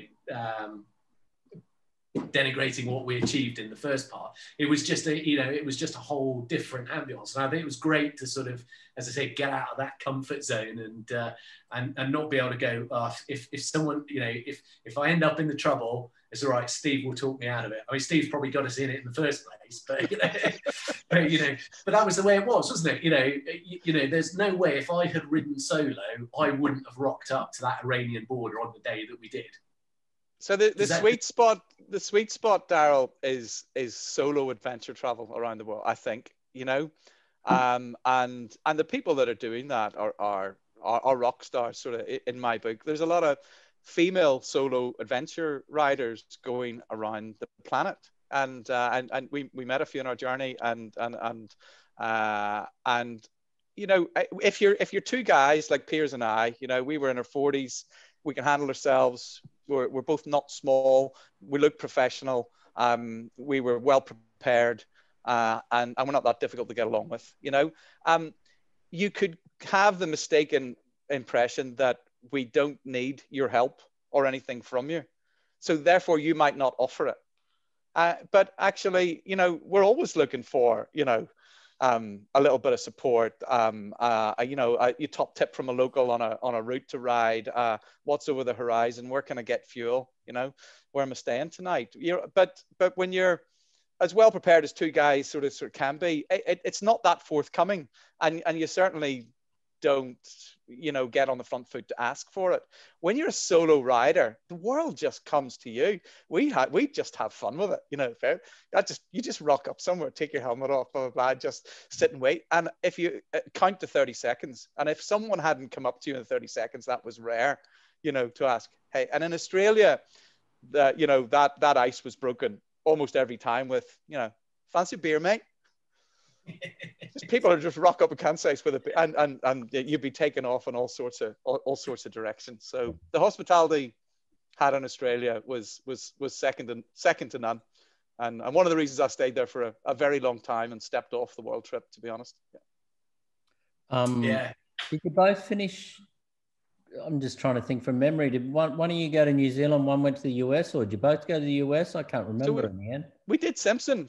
Are we going to talk about Simpson, Darryl? Yeah. Did you want to talk about Simpson? Yeah. So because we've got to that Christmas, hadn't we, Steve? And then you were coming back to the UK because I think it was Liv's 21st birthday, wasn't it? And and in fact, I then came to Oz. So because I've got family in Sydney. And then so I had Christmas in Sydney, and then a road trip up the east coast of Oz with my kids, and Joe, which was just awesome. And then we met up again after Christmas.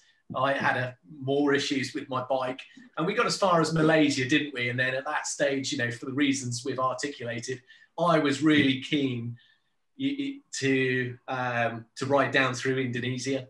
From top to bottom of Indonesia, get across to Timor and get into Australia that way.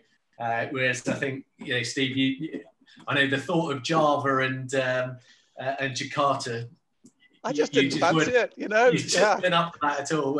So sort of that. So we parted ways in Malaysia. So we had a good final night. In fact, a good mate of ours who was flying for British Airways at the time just happened to be in Kuala Lumpur on the same night. A wonderful Italian guy who we'd met cycling through the Pamir Highway just happened to be in Kuala Lumpur that night. And it was also the MotoGP tests were on as well. So, it was kind of a nice finale. And then you shipped your bike straight into Sydney. And I departed off and island hopped my way all the way down through Indonesia. And with our plan being, then to reform and meet up on the west side of the Simpson at Alice and tackle the Simpson, which, at the end of the day was, one of the reasons we took the bikes that we did was, ultimately they were designed to get us across the Simpson, because otherwise we might have been on something considerably more comfortable and luxurious than we were. So they were compromised everywhere else, but they were absolutely in their sweet spot for the Simpson Desert. I mean, it sounds like a barking decision looking back on that now, but that's why we built the bikes that we did. The Simpson was one of the first pins on the map, You know, I dreamed about crossing that for 10 years before, and thought it was capable, and then was found wanting. What Yeah, before you came to Oz, like you said, the Simpson was one of your spots. Were there other places that you wanted to see, but time was a factor, or? You can't yeah, do it I all, think that Dal. was one of the big things that we Yeah. learned quite early on in the trip. You know, I mean, if you go back to our original plan and the original map, and I haven't got a picture of it here, but we had a wildly optimistic plan. You know, and we worked out pretty quickly in the trip. In fact, I think it was in Turkey, wasn't it, when we had that first snag with my bike and the rocker arm failure down in the southwest of Turkey. And because that forced us to slow down and stop and enjoy places rather than just being right, you know, tonight we've got to get to the Nürburgring because we're going around the Nürburgring. Right, tomorrow we've got to be here because there's a festival going on in the Austrian Alps, and the following day we've got to be here because we've got tickets to go around the Ducati factory and stuff. You know, it just forced us to slow down and take stock of what we were doing. And you know, I can remember, you know, we were sat outside a cafe over Fethiye Harbour, and we were just having that discussion. Right, we've got to make a decision. If we want to do this trip, you know, in its totality, we've got to go at the same speed that we're doing already, in which case we're going to miss stuff, or we've got to trim it down and, you know, travel at the speed we want, you know. And I'm glad to say that we, you know, although I don't think we ever quite got as slow as we wanted, we did slow it down massively, and that changed the trip incredibly. But as a result, Daryl, yeah, absolutely, loads of stuff fell off. And, you know, the scary thing about this is, you know, at the start of this, you get to put a blank map of the world on your wall, and, you know, you sit there over a few beers and you go, I want to go there, there, there, there, there. And you look at it and you go, amazing. And then you look at how much of the world you're not even getting close to, not even touching. Yeah. And it sobers you up really quickly. You know, it's just astonishing how little of the world that we actually saw in the time that we were away. We a pen on the map, Darryl. We left on the 31st of March 2016, and we did the route that we've talked all the way through to Australia, and then we were that Christmas going to ship our bikes to South America, to Santiago de Chile. This is before we set off. That was our plan, and then follow the Dakar of 2017, January 2017. You know, in South America, and then do South America south to north. You know, that's how barking a plan that we had, and we were en route to do that for the first couple of months. But I'll be honest with you, it's just a blur those first couple of months up until the Iranian border. All we would have come home with was a collection of road signs. As we were speeding past places we wanted to see, people we wanted to meet, interactions that we wanted to have. So the plan got thrown out the window, Darren, and we'd been talking about that plan for years, and it didn't. You know, we used to say in the military, it won't survive first contact with the enemy. So our enemy was time. Yeah, you know, our enemy was time. So we slowed it right down. The trip was all the better for it. And the world's still out there, you know, and we may never get to complete it.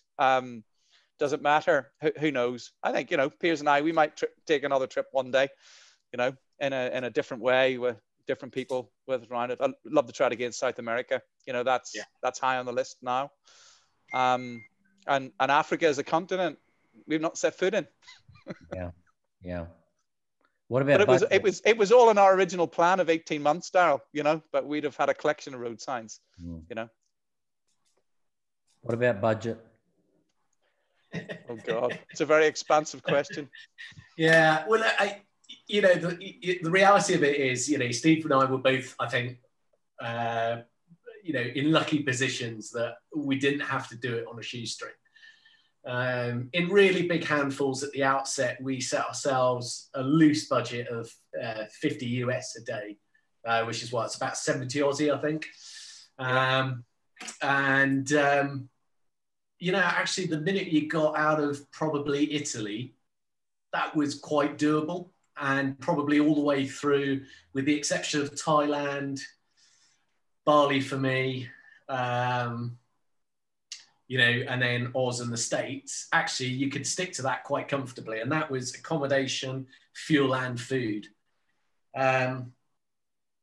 Obviously KTM spare parts, well, that blew a massive great hole in my budget, a pretty serious one in, you know, in Steve's budget as well. The air freighting, you know, getting the bikes across, you know, so, you know, Steve, you air freighted from KL to Oz. I did Oz to LA and then Toronto back to Lisbon. You know, both of those, that's a couple of $1,000 a, you know, a pop. You know, makes it difficult. But, you know, there's guys and girls going around the world on 20, 30 US a day. And then there's, you know, other people going around the world spending, you know, way more than we did. You know, I think on fuel total, I spent about 2.5 grand on fuel, UK. So what's that, about 4,000 Aussie, I guess? Yeah. We put our life savings into it. You know, I long career in the Air Force, 27 years, you know. I put what I was comfortable with into the trip. You know, we built a bike. We were self-funded, you know. We didn't go around begging, you know. We got lots of free stuff, you know, and we worked hard at that, and we got opportunities, you know, to do that. But we didn't, you know, it's more normal these days to maybe, you know, commercialize your trip, you know, through, you know, Facebook, Instagram, all those sorts of things. But and there's a lot of people in that trap, you know, going around the world, you know, feeding the beast and doing videos and you know, it doesn't come for free. And you know, we put our life savings into it. We both left with pensions from the military. We both had houses that we rented out, and you know, and that helped. And the budget we'd set ourselves for 18 months. Well, I stretched mine out to 2 years. You know, I spent less than I thought I would, and the main contributor to that was the help that we got, and the places that you went, and the people that put you up and let you camp in their gardens, and free meals that you know you had, and deals that you struck because people liked the cut of your jib and look at it. So that stretched the funds that we had a lot further than we thought would at the start. But we're very lucky and privileged to be in that position. And there's lots of people out there doing it tough, a lot tougher than us. Yeah. And the truth is, Darryl, I haven't got a clue what it cost. So you know, I kept track of a lot of figures on this just for interest, but one that I didn't keep track of particularly closely was money, because I just, you know, it's not what the trip's about. Yeah. You know, you cut your cloth to suit you know, your pockets. So, you know, there was times when life was flush, you know. I mean, I can't remember, Steve, whether we both did this, or certainly I did it when I was traveling solo, is I would always treat myself to a nice hotel on my last night in the country, you know, and if that was, you know, 100 quid a night instead of, you know, the normal 20, you know, so be it. But, you know, then there was other times where, you know, money started to get tight. And again, you just have to cut your cloth, you know, accordingly. There was a time, certainly in Australia, where I thought, with all the issues I was having with the bike prior to meeting up with you, Daz, that I was going to have to call it quits in Sydney. You know, I thought, you know, I'll ride up to my mum and my sister's house and, you know, call it quits and fly home there. You know, a month and a half nearly stuck in Darwin. But, you know, because of the generosity of one of your very awesome countrymen, that allowed me then to have enough budget to run through America and finish the trip.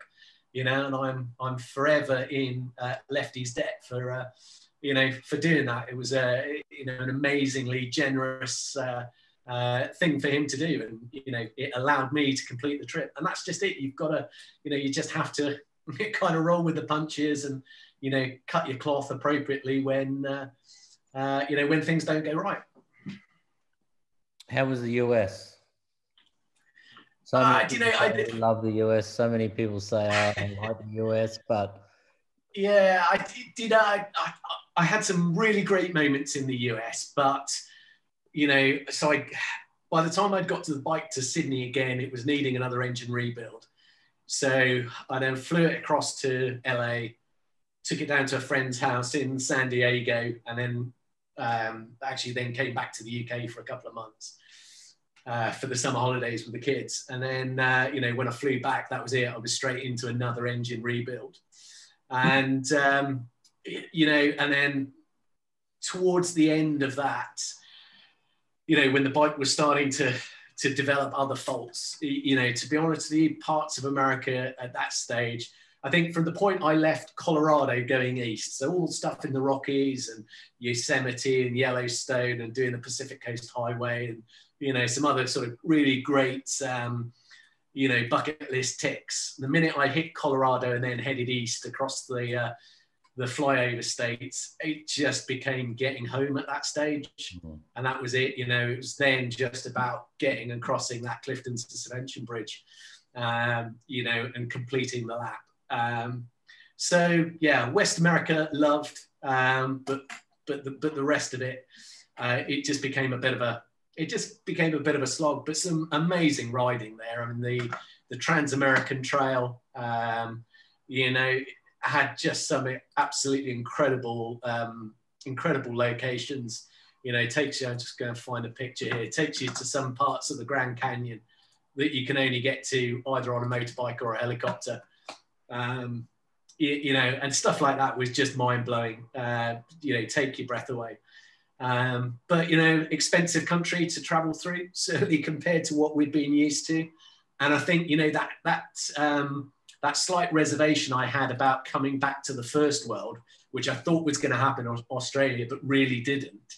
You know, it did happen in Australia.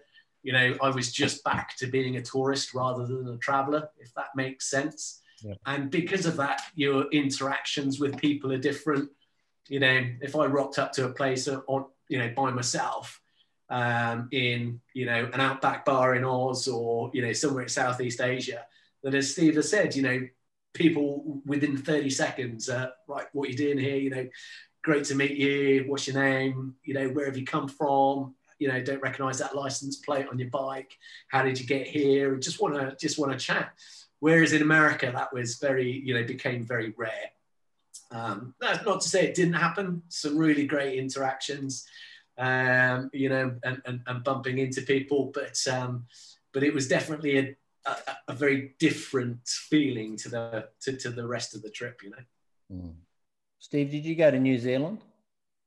I did, yeah. Well, first of all, Australia. I decided to extend my stay in Australia, as you know, Daryl. I mean, that's a story in itself. But yeah. You know, I arrived in Australia day one. I probably, the first 24 hours were in Australia were the highest highs and the deepest lows that I'd had on the trip. I arrived in Australia ready to go. I had a training to do that weekend on a Chris Birch rally school, and I was doing a rally the next weekend, and or very shortly after, and I needed my bike out of customs.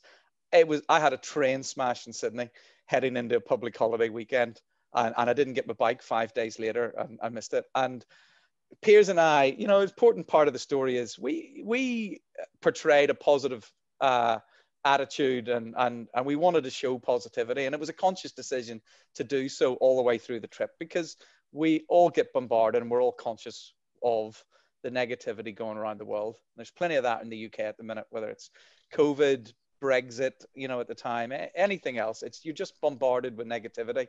So we felt and tried to be, and it was a conscious decision, the antidote to that. You know, we only put positive stories up. Now, that doesn't mean that the story was untruthful. We decided not to rant about how tired we were, how dusty it was, how hard it was, because our mates back home would have, you know, they would have destroyed us, you know, trying to say, you know, your holiday around the world, you're having a tough time, you know. So we decided not to do it. But I had such a crap first 8 to 12 hours in Australia. I had a rant on Facebook. I had a proper rant, yeah. And it's not like me. And I picked it up. Now, it was picked up on by a young lady called Kina Tanjuska on her bike. She's traveling around the world, about 3 years onto it. Hi, Kina, if you're out there. And Piers had met her at Christmas a few months before when he was in Australia. And she was connected to all these Australian adventure riders. And she wanted to meet both of us because she'd been following the journey, and she was about to embark on the same journey herself, solo, around the world. So she wanted to meet us to find out about border crossings, a lot of the things that we'd crossed, about visas, you know, experience on the road, and that's it. So I had this rant on Facebook day one in Sydney, you know, proper rant. And she picked up and she said, "Hey, Steve, hey, welcome to Australia. You know, fancy a beer tonight?" Me and a couple of girls together. And the rest, as they say, is history. You know, Daryl, I met lovely young lady, you know, very connected in the Australian adventure riding community. From that, my 3-month visa in Australia after Simpson Desert, I stayed on. It became 6 months, then 9 months. And then at the end of that journey, you know, funds were low and I needed to get back to work. And the plan had been to get back to work in the UK professionally in the defence aerospace industry. And I got an amazing opportunity to do that in Australia, which I took up. Took a little while to get visas and security clearance to do that, you know, bureaucracy again, you know, in Australia. So I had to leave the country. And I knew I had about 6 months before I could get to the start point with that. And I did Australia top to bottom and another rally out there. And, you know, New Zealand, sorry, top to bottom and another rally out there. And I knew that was the sort of icing on the cherry on the top of the cake for my world trip. I managed to get to the polar opposite of where I was born. And I'm speaking to you now in my parents' front living room, Northern Ireland, which is the southern tip of New Zealand. Couldn't go any further away from home. And every mile after that was a mile closer to home. And I ended up working in Australia for about 18 months before I decided to come back to the UK for, you know, family reasons and personal reasons. A year ago today, Daryl. So this neatly wraps up a journey that's been 4.5 years in the making, really. Wow. And ending today. And it's been a wonderful opportunity to sit and talk about it today. Yeah. And for you, Piers, has it been, you know, I guess wrapping up now as like Steve, is it hard getting back into reality, I guess? Yeah. Do you know, it's weird, Daryl. It's, you know, like when we were on the trip, I can remember Steve and I quite often saying that our previous lives in the Air Force felt like a different lifetime. And almost now, maybe it's more so for me because I kind of gone full circle and rejoined the Air Force. You know, almost this 3 year, you know, it's been 3 years now since I got back. And, you know, it kind of almost feels like a different life as well. So, you know, for me, you know, coming back to family, kids, girlfriend, I kind of just dropped straight back into a normal life. So I kind of found that quite easy. In fact, probably what I found harder is the fact that it's taken a while to sort of start getting the itch for travel again, you know. And but yeah, definitely starting to get that itch now. Been watching Charlie and Ewan doing their long way up. I don't know if that's reached the Aussie shores yet, but you know, as Steve said, South America was probably the hardest decision of a place to cut out of the trip. And so for me, that's definitely an itch that's going to be scratched at some stage. And you know, hopefully Steve can be part of that as well. That would be you know, that would be awesome. But yeah, no, I'm loving being back in the Air Force, and you know, it's nice to have something different to talk about in the bar rather than the usual mind-numbingly dull flying stories. So no, it's cool. What are before you go, what are your thoughts on the adventure space at the moment, both of you? You know, there's so many motorbikes out there. You know, you talk it's a great about time to be alive, Daryl. We're spoiled for choice. When we did it, you know, it's 4.5 years ago now that we set off, you know. Back in the room. we thought we were at the sort of leading edge of this new wave thing, you know, going around the world. And of course, once we set off on our journey and got into it and started, you know, getting into the websites and that sort of thing, there's thousands of people out there doing it. Every which way we've talked about. Every bike's got 2 wheels on it. It's an adventure bike. We also sort of ran into like-minded people. There's people walking around the planet, Daryl. There's the real rock stars of the community are the cyclists. Yeah. There's guys riding around the world, on bicycles with a lot less than, we have. And they're incredible individuals, because the fortitude that takes to ride a bicycle around the world with no support, solo, they really are the rock stars of the community. Then there's, the riders like us, there's people doing it in every which bike. There's the 4-wheel drive community. There's lots of people throwing serious amounts of money at it and doing it in unbelievable luxury or hardship, depending on what your chosen ride is with 4 wheels. You met a guy driving a Fiat Uno with 1 seat on it and sleeping in the passenger seat in Tajikistan, driving around the world. And then there's people in boats, the yachty community sailing around and doing it that way. So there's a whole community out there doing it. I guess the difference between back when we started now, it's become even more mainstream. Motorcycling is adventure motorcycling now. The whole superbike world has dropped off now, massively. You can see in all the sales and things. So riding an adventure bike from any manufacturer, short distance, long distance. But for me personally, I'm looking forward to the short trips now. The COVID thing that's happened globally. I just got back to the UK just ahead of that. So it was one of my better timing decisions on the planet to come home and be home with sort of elderly parents, that need a little bit of support. And I'm glad to be back, and I'm back in my hometown and in my parents' front living room now. So I'm back at the origin of the graft, to the adventure I took 32 years ago to join the Air Force. And I'm back home in my home plate.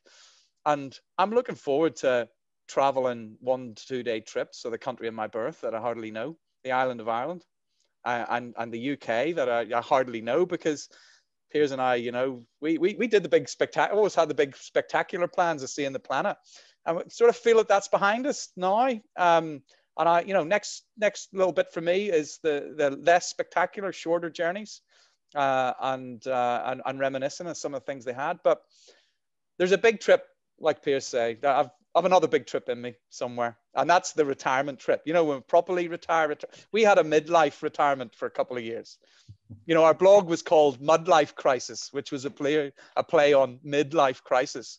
Neither of us were having crises in our life, but we played on that. But the retirement trip will probably be a South America trip, I would say. And you never know. Piers and I might dust off Mudlife Crisis and do that again.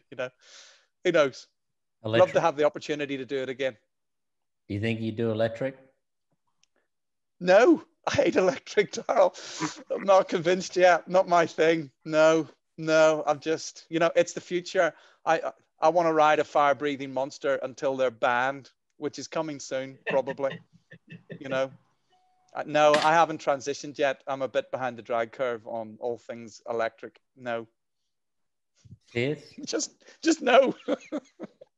I feel the same, but I just feel like it's coming at us. Yeah. Well, I'm sure. I think you're right, Darryl. I think there's an inevitability to it, but again, sort of watching the long way up stuff. It's the infrastructure is just not there to support it at the moment, and no, no petrol. I think it's great. I chuckled about it today. I'm doing stuff prepping for next year, and I think even AdBlue in a diesel truck. We struggle to get AdBlue out in outback Australia, let alone charge a bloody truck or a car or a motorcycle up. We can't even get AdBlue. Yeah, smaller lighters the way ahead, Darryl. It'll definitely be on a smaller lighter, but we both took 690s. That bike sat behind you there would be a hell of a beast to throw a couple of racks on and go with a big long range tank on it and go a bit further. Honda CT125, Darryl, you've seen that one. It's not coming to the UK. The modern postie bike. Yeah. At the speed that you travel with that, open face helmet. Don't need all the riding gear, a little bit of lightweight armor, hiking boots instead of riding boots. The speed with which you travel in one of those and the interactions that you'd have with people would mean a richer experience in almost every way, apart from the riding excitement wouldn't be there. So if you're prepared to trade that'd be a hell of a bike to do a big trip on. Yeah.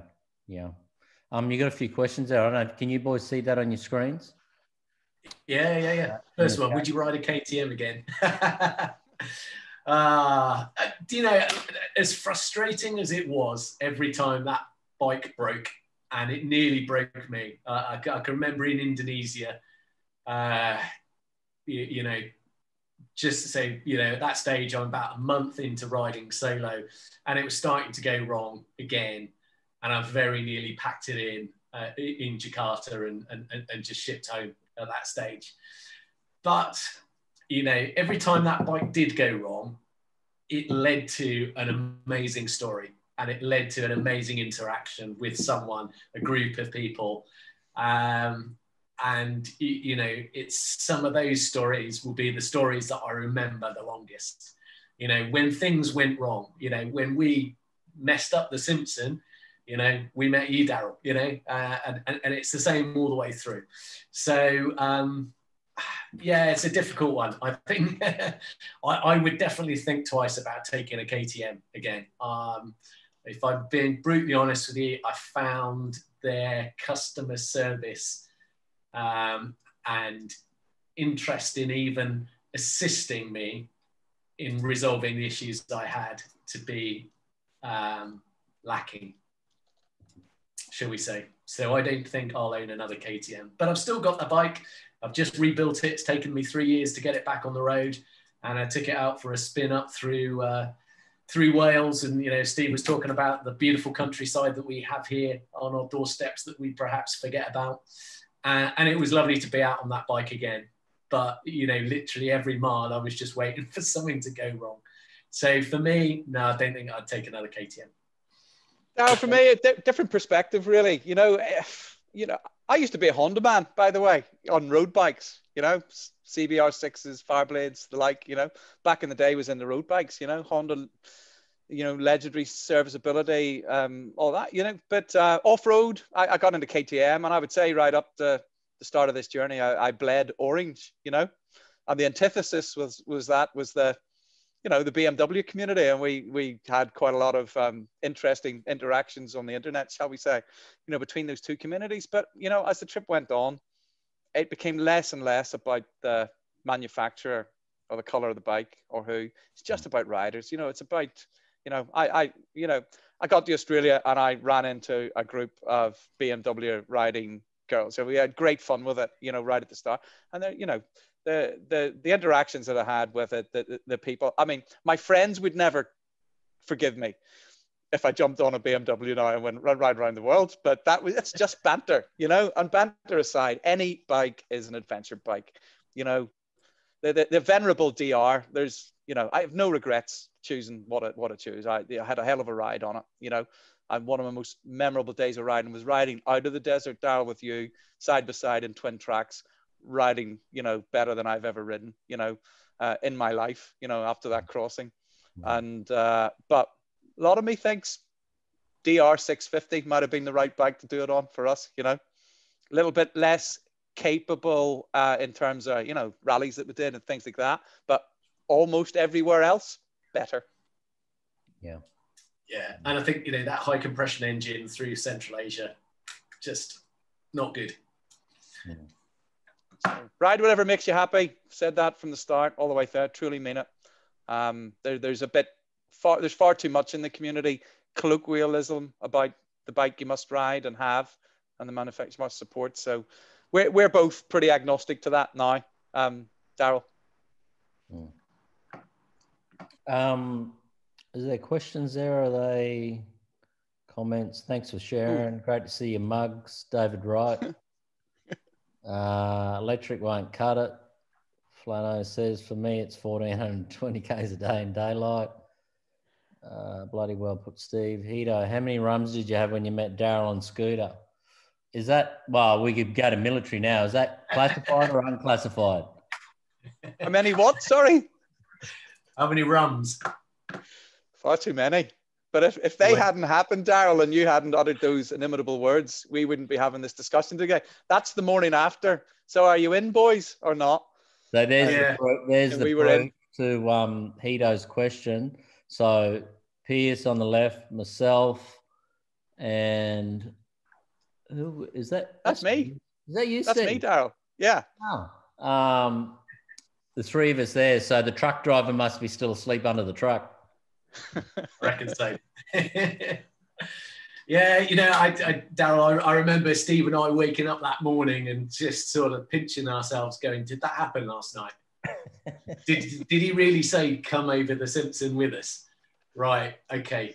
You know, and I think when we fronted up to see you that morning, we were still not 100% sure whether it was... We didn't know if it was the beer talking, Daryl. It was the beer and the rum talking. I think we had a meeting, didn't we? It was... you were like, are you sure? Like, yeah, 100%, get rolling. And it wasn't like it was a short trip for you back to Alice either, was it? You know, it was still to backtrack. 1,500K away, I think, yeah. But look, we had a rough ride with the weight of the bikes, the fuel that we were carrying, and the water that we're carrying. We were carrying 47 litres of fuel, more than 20 litres of water. And I you know, it snowballed for me. Piers was in much better shape and wanted to go on, but we cut our losses just before we were heading into the Knowles track, and we were going west to east. And I knew that was particularly tough, you know, with the white sand, and you know it is. And the warnings I'd had from people like Stuart and Dave Darcy that know the desert, and to not go in there if you weren't in good shape. And I was in rag order. I had a big end over end, you know, that rattled my cage, and I saw Tweety birds just before that. I got scared. I was out of energy, and we were going into an area, you know, something that potentially could have ended up in a rescue. You know, I wasn't fit to carry on, and mentally I'd talked myself out of it as well. Piers was in much better shape, and to his credit, you know, after you know, some tough talking for a couple of hours, he came out with me and we didn't split, you know, and you know, and on the way out of the desert, you know, with the fuel loads lighter, you know, didn't need all the water wasn't an issue anymore. We had enough to get out. We started riding like we could again, or like we knew we could, and the confidence. We actually flew out of the desert to Dalhousie Springs and did enough miles going into the middle and coming back out as a crossing would have taken. And we knew we could do it. We just didn't have the logistical wherewithal to be able to drop fuel and water in the middle somewhere. And then we ran into you, and the world changed. And you gave us the opportunity to have another go and some. Oh, that's awesome. Which was successful. Yeah, hugely grateful to you, Daryl, and also to Scooter as well. You know, it was, you know, when I sit down and write down my, you know, the stories of the trip, or, you know, when I have a few beers and someone starts asking me questions, inevitably it's the Simpson, and meeting you guys is normally one of the first. So, you know, hugely indebted to you and Scooter for what you did for Steve and I. Kept the dream alive. Well, thank you, and being able to listen to your amazing stories. Hey, just quickly before I let you go, and I've asked you this before, but I guess restrictions now with COVID, who knows how long till we can all jump on aeroplanes or do what we want to do, or travel within Australia, which is what we'll be doing next year. But if you're going to jump on an aeroplane and go ride a motorcycle somewhere for a couple of weeks, within the travel that you did between London and here, where would you go? Ooh, toughie. I think probably the one country for me that I'd really like to go back to, because we kind of transited it through it, and that was at the end of the Pamir Highway in Kyrgyzstan. It became, you know, Kyrgyzstan and China became a transit to link the end of the Pamir Highway to the start of the Karakoram Highway. And as a result, we didn't spend a lot of time in Kyrgyzstan, but it is an achingly beautiful country. And some of the riding there it just looks amazing. So of the places that I rode through but didn't really get to experience the full-ish, I'd say that would be high up on there. Definitely a stack of the Outback. You know, I've said to you before, I'd love to come and do the canning. That's definitely high on my my list of stuff to do. And then South America, you know, is the glaring hole. But yeah, of the stuff we went to, Kyrgyzstan for me. I think for me, Daryl, the sweet spot for me is two places. You know, the further remote you can get and away from people generally, other than the people that you want to be with, is the sweet spot. So, and Australia has that in bucket loads. You know, you wax lyrical about the canning stock, and I bet you it's the remoteness of that place that really gets you. The Outback Australia just talked to me. I felt at home out there. There was so much Irish history I didn't know about, but early settlers there I kept running into. I felt like I'd come to my homeland. And the antithesis of that is the mountainous areas, remote mountainous areas. Just, you know, when you wake up in the morning, open your tent and you just go la la la, anywhere in a mountainous region in the world, it's just an incredible privilege to be there. And we had one other failure on the trip, which is in Nepal. We attempted to do the Annapurna loop, which used to be a walking loop. We're going to try and do it on the bikes. It's possible. And we were beaten by the weather that time through no feeling. We just got there too late in the season. Rainy had already started. The rivers were swollen. And we made a couple of good judgments calls not to lose the bikes crossing some ridiculously high rivers, you know, and we limped out of that situation, you know, and put it off. Now, funnily, you know, our close friends, a lot of them still in the military, that were following our trip, used that experience, and they put together through Royal Air Force Motorsports Association an expedition, and they successfully went and did what Piers and I didn't achieve in Nepal on a military expedition last year, that I don't think would ever have had a chance to get to the start point had our journey not occurred. And Piers and I followed that, you know, every step of the way, and felt we were part of that journey, and we watched it from the safety of our laptops at home. That was a great ending to it all. Yeah, good job. Thank you, guys. Thank you. Really appreciate you coming on to talk, and bloody good to see your faces again. On fire's done it. It's extraordinary to think it's been so long since we've seen each other, but it is a small world, like you said, and we'll all catch up again soon. So thank you to both of you. Yeah, and if there's anyone else on this call that wants to know more and wants to, you know, private message, you know, either Piers and I, you've got our details there. We'll try and get back to you as soon as we can with a little bit more info and detail if you need it. But, you know, my final words are just bloody do it. You know, get to the start line and go. If you're thinking about it, you know, push yourself hard, challenge yourself, try to get to the start point. You know, you get that close, step across the start line and do it. You'll never regret it. Yeah, exactly that. Doesn't matter if it's a week, a month, 3 months, 2 years. You know, if you've got a dream, just take the brave pill, commit to starting it, and see where it leads you. You know, it's an amazing life experience, something that I'll never forget. You know, without a doubt. And yeah, just amazing. So if you have the opportunity, if you've got something that's gnawing away at you, just yeah, as I said, take that brave pill and go and do it. You just won't regret it. Thanks, guys. Look after yourself. Thank you, everyone.